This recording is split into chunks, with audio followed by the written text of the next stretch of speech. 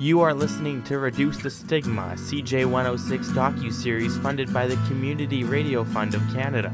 This series aims to provide information on local services, bring to light the work of healthcare professionals, and most importantly, reduce the discrimination faced by people with direct lived experience with a mental illness.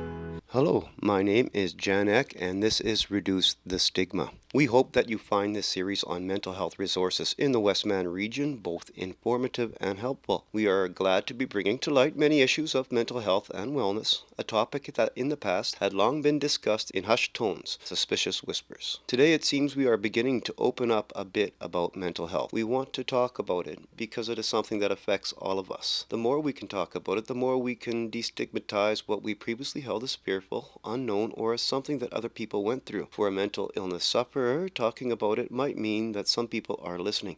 It could mean that their concerns are being taken seriously, but it definitely means that they are not alone. Chances are you or someone you closely know currently lives with a mental illness. Yet, despite an explosion of information in popular culture surrounding mental health and mental well-being, stigma remains a barrier to diagnosis, treatment, and community acceptance. By promoting resources that can help people, by discussing the nature of mental well-being in an individual and throughout society, and by listening to the stories of people living directly with the mental illness, we hope to demystify the experience and reduce the stigma against those suffering from very real medical conditions. We hope that this show encourages anybody who has mental distress to seek some help, to know that relief can be found.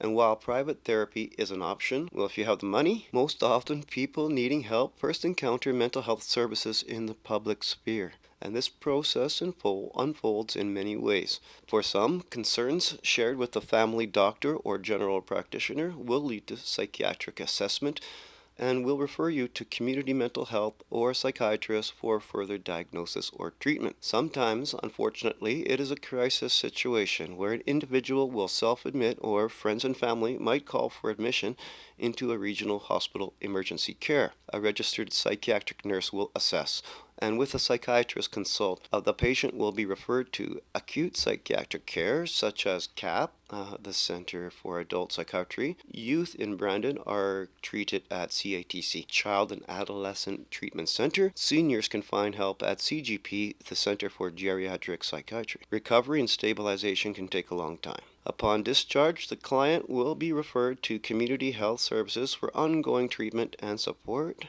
which is mostly what we will be talking about in these few episodes. Sometimes, and with growing frequency, thanks to efforts against stigma, people who are concerned about their mental well-being can self-refer and contact public community mental health services directly, and through assessments of their needs can access the resources they require to help them with their mental health issues. This episode is the second of two that focuses directly on the mental health community programs and services provided by Prairie Mountain Health, located in the town center, downtown Brandon. Previously, Tara and Cheryl, community health workers working in the psychosocial rehab program, were able to provide an overview of resources available through community support services. We also heard from Lee and Al, who as clients have kindly shared their experience of mental illness and recovery and how mental health resources have been helpful in their journey. Again, in this episode, we interviewed Clay, a mental health client that wanted to share with us his experience with schizoaffective disorder and how he has benefited from PSR programs. We are so grateful for his story. But to begin, Cheryl and Tara rejoins us to tell us more about activities and programs with attention to the annual Expressions Art Exhibition and Gala. Generally, how are people helped? What programs, treatments, therapy, and referrals does the psychosocial rehab component offer?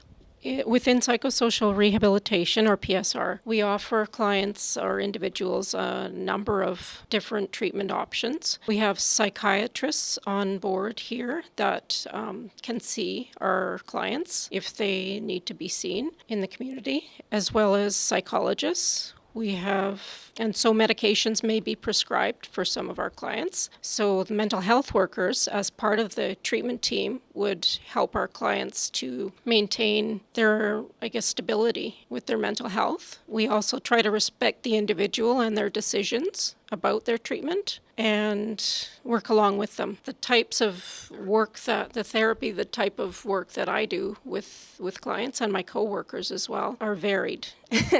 There are services down here called like the Mental Health Promotion Clinic where clients can come in and receive their medications daily if they have trouble remembering to take them on their own or they have other needs related to medications and monitoring. We can help set up satisfactory housing for people in residential services, such as McTavish Manor, a community group living situation where people learn life skills in order to be able to live more independently in their environments. And that's part of the residential and community support program, part of PSR. We help clients with finding jobs. As an employment development counselor, I help a person with their resumes. I help connect with other community agencies to help find jobs. And we have many individuals that work at Ventures, which is a vocational training and assessment program. And many people have worked there for years and years and have gained a lot of meaning from working there and a lot of skills.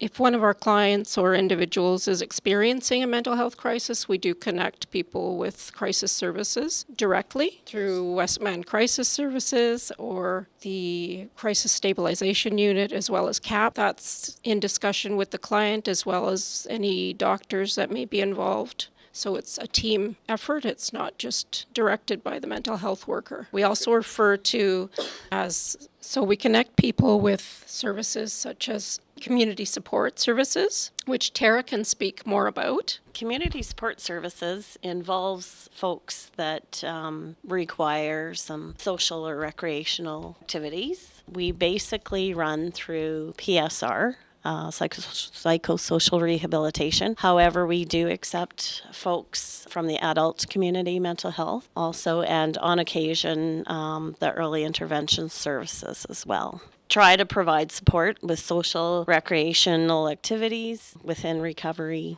for everyone. Community support services work.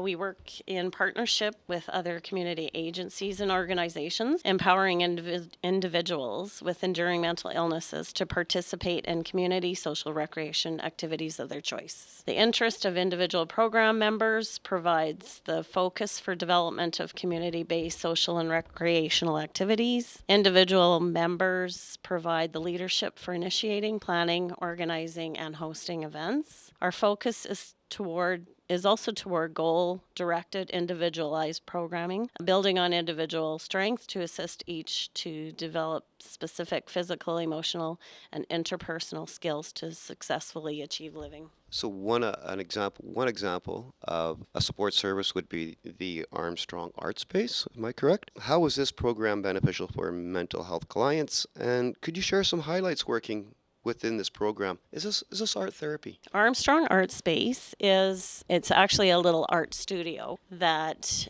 is located in the Armstrong building, the 400 block on 11th Street. It kind of came into fruition with a couple of visions that two staff members had.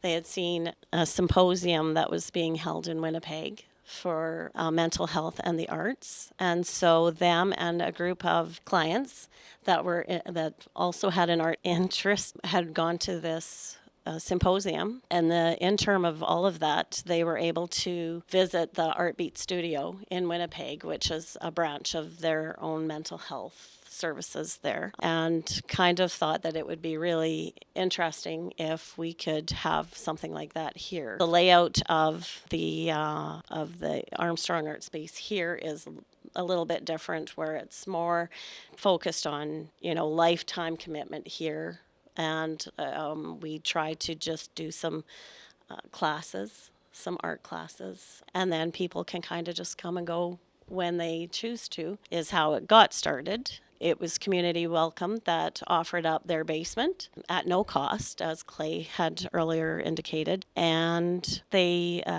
so graciously gave us a startup fee, and so thus the beginning of the Armstrong Art Space. It is really beneficial to them because they are allowed to come. The social part of it is amazing. It's phenomenal. Everybody kind of works together. They all sit and chat and do their art. We have had art sales out of there. So it gives them a little bit of ownership, a little bit of, it builds their self-esteem for sure. I believe that it is art. There is therapy with art. It gives everyone a chance to express everything that they may be feeling, their fears, their happiness, everything. And yes, I do believe that it is art therapy. Let's now talk about Expressions Art Sale and Display, and also about the gala. That's also a part of Expressions as well. When was this event created? Who was involved? And again, how is this event beneficial to the community? And can you share some highlights? Expressions started in 1998 by a group of mental health clients and staff who wanted to express their recovery and to share their artistic talents with others. This year we're celebrating our 19th year, and we've got 2 events coming up in May, one being the Expressions Gala, and that's on May 12th in the evening from 6:30 to 8, and that's at Central United Church. And then the Art Sale and Display, which is being held at the Town Centre in Unit C4, May 13th, and that's all day from 9 to 4. And the Art Sale and Display, actually, this is only our 3rd year doing that, but it's been amazing to see the types of, I guess I should explain a little bit about Expressions and what it is. So we encourage people to send in submissions every year, either by email or by mail, and they could be any type of creative expression that a person could think of. Just looking at some of the pages from our book last year, I see photographs, I see paintings, I see poems, stories about recovery. There's tattoo art, and along with the story that goes along with it about a journey of self-awareness and recovery. Inspiration. We have a section for biographies in our book. So every year we put together all the submissions we get into a compilation called the Expressions Book. And this year we had a contest, and the name for this year has a subtitle. So Expressions Journey to Wellness is our title for the book this year. And we have a wonderful cover artist who designs our cover. And then committee members from Expressions help put all the submissions together, and Ventures, the staff and clients at Ventures or individuals at Ventures put everything together in the form of a book for us, which participants, everyone who submitted something into our book, receives their own book the night of the gala. And there's entertainment and prizes, and it's just a wonderful evening. So it's open to the public, but especially to the people that have submitted to the book and their families. Benefits are, a lot of people that would normally be quite reserved, shy about speaking about their illness, I guess some of that relates to stigma, maybe past stigma, and that are more open to share something like that in this type of format. We find that some people even want to share their stories the night of the gala, so we open the mic up to them to speak about their stories and their recovery and how this has brought them meaning in their lives. It's a way to connect with others. It's a way to spread the word, I guess, because a lot of people will purchase our books afterwards. And we've had one person in particular from up north who has purchased several books, and he loves to share the word share what Expressions represents. The healing, the recovery, the inspiration. So I'm just amazed every year at how much, creativity and there is out there. There will be entertainment.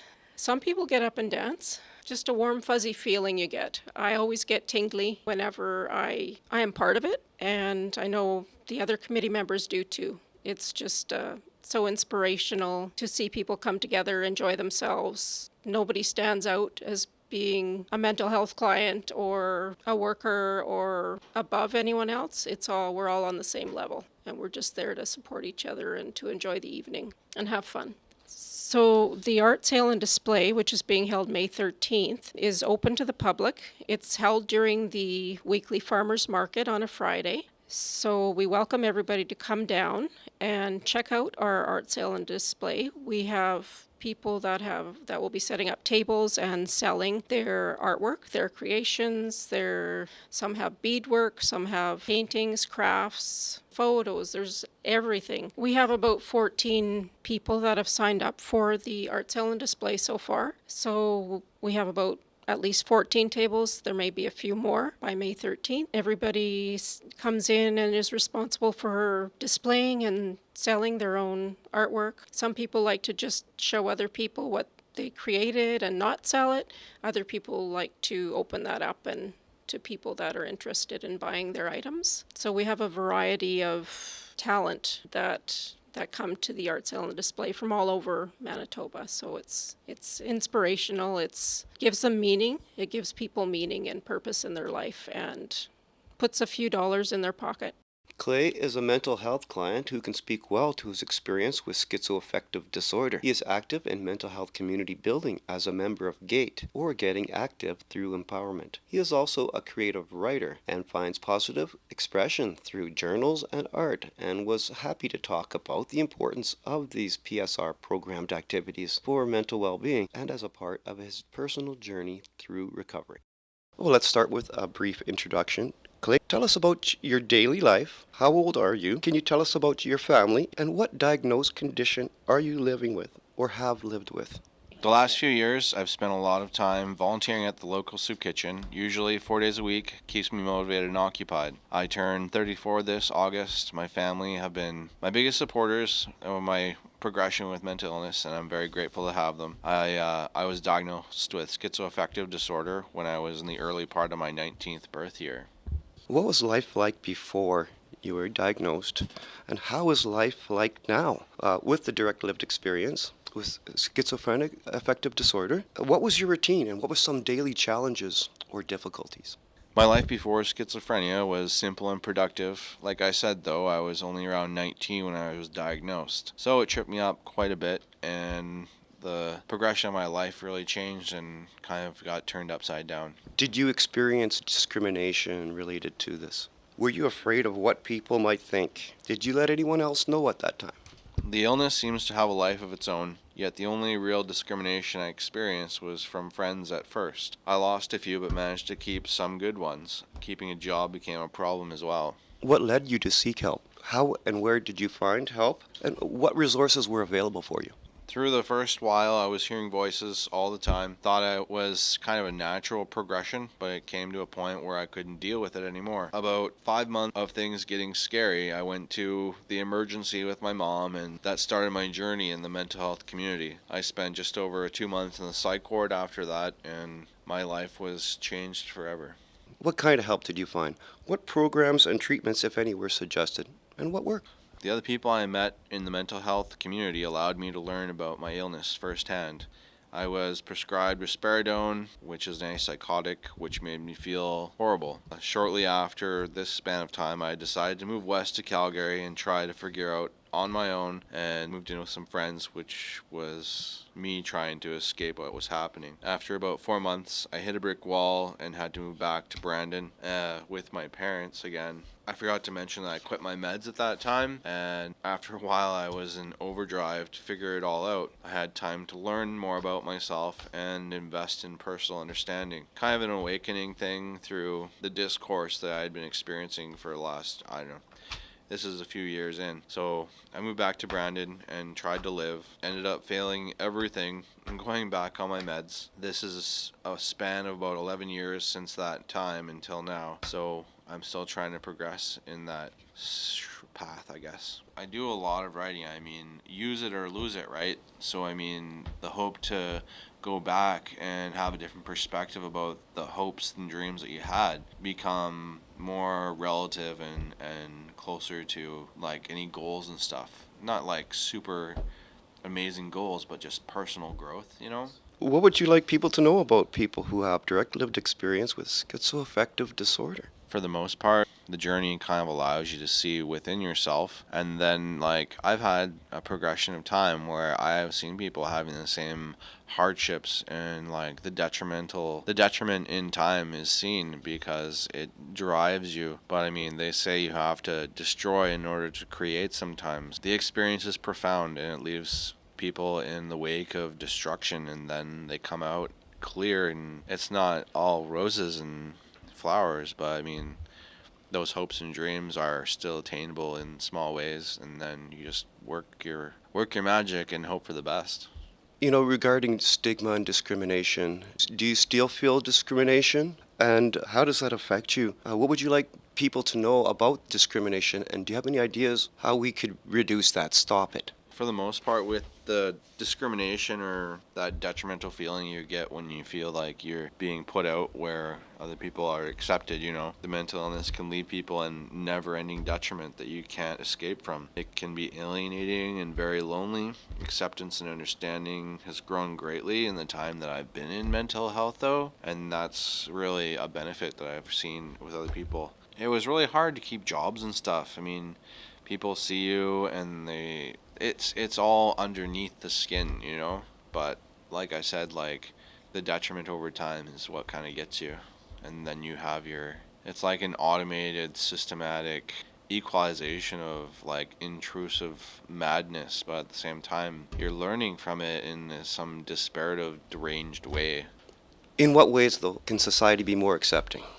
For the most part, me learning from other people from different generations in time is what has kind of kept me motivated. I mean, there's this place called the Clubhouse, and that's where a lot of people in the mental health community congregate, and we have activities. And really, actually, before I started going there, I had no real alternative answers to what I was experiencing, and those opportunities have given me like the happenstance to find solutions, or at least see within other people's spectrum of opportunity, and that how long, like, they've been around for a long time, these older gentlemen, and it's kind of inspiring to see them motivated and doing things for themselves and happy mostly.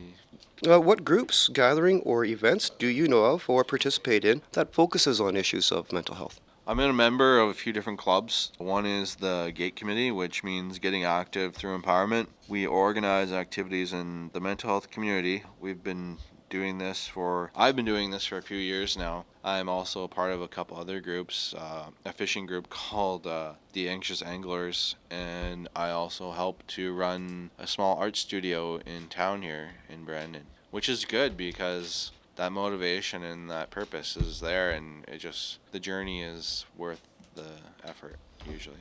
One more question is just how do you relate your art and your writing towards mental well-being? For the most part, I do creative writing, full spectrum, I mean, this, that, and the other, but I'm not as big of a drawer or a painter, but I tend to try and be creative and add something to what I'm writing. For the purpose of my writing, it's kind of like an expression to the universe. The questions I can't ask people or don't know how to ask, it's kind of like a relative equalization when I'm trying to be creative in writing and to preserve some part of my misinterpretation to be interpretation. So just kind of connecting the dots, basically, for the purpose that, relativity and realizations that you discover through writing. Exploring that expressive nature of the mind. It's always a journey, man. But at the same time, you either use it or lose it, like I said before, because you can't remember all this stuff. I have to write stuff down, like, unbelievably in order to remember what's happening. Is there anything that I missed that you would like to talk about, Clay?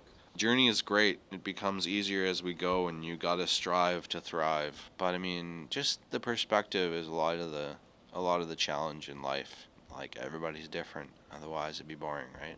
Thanks for the opportunity. Can you talk about the effects of discrimination or stigmatization of mental health clients? How are some ways in which we can help to reduce stigmatization in our personal interactions, also within general societal attitudes and even institutional policy? How do we reduce or stop discrimination? So I think some of the labels that we use when speaking about people with disabilities can be very hurtful. So it's important to keep in mind the type of language we use when we speak to people. Some of the I have a little handout here from the Disabilities Issues Office, and they talk about words with dignity and how language is powerful, and that it's important to use respectful terms when referencing persons with disabilities. So just they suggest instead of using mentally ill, insane, crazy, or psychotic, we should be using terms such as a person with a mental illness or a person with a mental health issue or concern to refer to someone that has a mental health issue. There's also other types of stigmatization regarding gender. We have some clients that neither refer to themselves as male nor female, so like to be referred to as they or them. So we need to be respectful of those things as well. Self-stigma, as we talked about before, is huge as well. And I can kind of empathize, I guess, with Lee in her talking about her experience with depression and her dad having dementia. I, too, have been diagnosed with depression way back in 2001, but prior to that, a lot of self-stigma prevented me from coming forward because being a psychiatric nurse, of course, I mean, that would be horrific to admit that you, required treatment or medications, but coming forward and seeking treatment for that has been the best thing. And I know that I'm not the only one.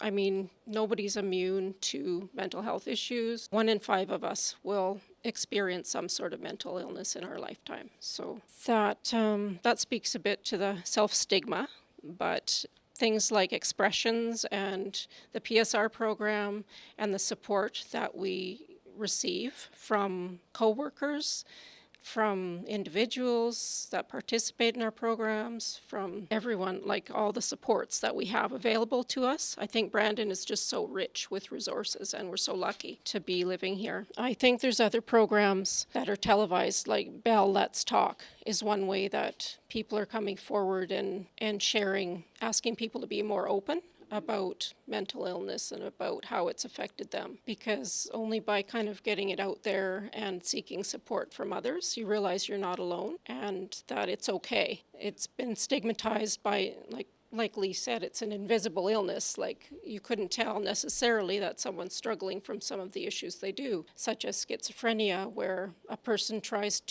seems like they're attending to you and communicating you effectively, while at the same time they continue to hear voices and are able to work through that. So that speaks to recovery, resilience in the person, and it's so heartwarming to see, I guess, recovery in the clients and the progress that people can make. We see in our services, we see people for long term, and so we see them when they're very well, doing well. We also see them when they have some road bumps and challenges along the way. You've talked about Bell Canada's Let's Talk About It campaign, but what other gatherings, groups, or events with mental health promotion does Prairie Mountain Health participate or recommend even? Is there other calendar dates to note? Other events, campaigns, awareness issues? Well, one of our other co-workers who wasn't able to be here today is involved in community outreach. Her name's Tracy. I don't think she'd mind me using her name, but she's with the Mental Health Promotion Clinic, so she does go out and do some health education to the police in mental health first aid, as well as not just police, but to community persons that are interested in learning more about mental health. There are other programs such as the BOSS program that we run through our PSR program here, and it's Butt Out Smoking Strategy. That's the BOSS acronym. And we just finished a 10-week group, and it's to help people who want to quit smoking or reduce their smoking. And we can provide them with nicotine replacement treatments, as well as provide them with education and connect them with ongoing resources to help them with that goal. BIN is on the Suicide Prevention Implementation Network, has a lot of good resources as well that people can refer to and get information about suicide and helping someone that might be at risk. Also, don't forget about the Westman Crisis Services if anyone is thinking about suicide or needs to talk to someone. Well, this might be a good time to provide some contact information then. Would you like to provide, how does one contact Prairie Mountain Health Community Support Services? So you can call our front reception and speak to an administrative assistant by calling 204-578-2400, and they will connect you with the intake worker who will take it from there and get a person connected with their someone according to their particular needs. There is a toll-free number as well if you're calling from outside of Brandon, and that is 1-855-222-6011. The numbers again for Westman Crisis Services, particularly the Mobile Crisis Unit, is 204-725-4411 or toll-free 1-888-379-7699. Okay, all of what I've said previously is available on our Prairie Mountain Health website, and more information for you to look at. Well, I want to thank you very kindly, Tara and Cheryl from Prairie Mountain Health. That was, once again, Cheryl and Tara, community mental health workers for Prairie Mountain Health's Community Support Services and Psychosocial Rehab, a public health program assisting those with mental illness to function with dignity through all facets of life. Many thanks to Cheryl and Tara for their time in helping to bring these interviews together, and as well to Clay, especially for sharing his personal story with schizoaffective disorder and journey to mental well-being. And again, the contact number for mental health reception is 204-578-2400. I hope you found this information on the resources accessible at Community Support Services provided by Prairie Mountain Health, both informative and helpful. My name is Jan Eck. Thank you for listening to Reduce the Stigma and wishing you the best of mental health and well-being.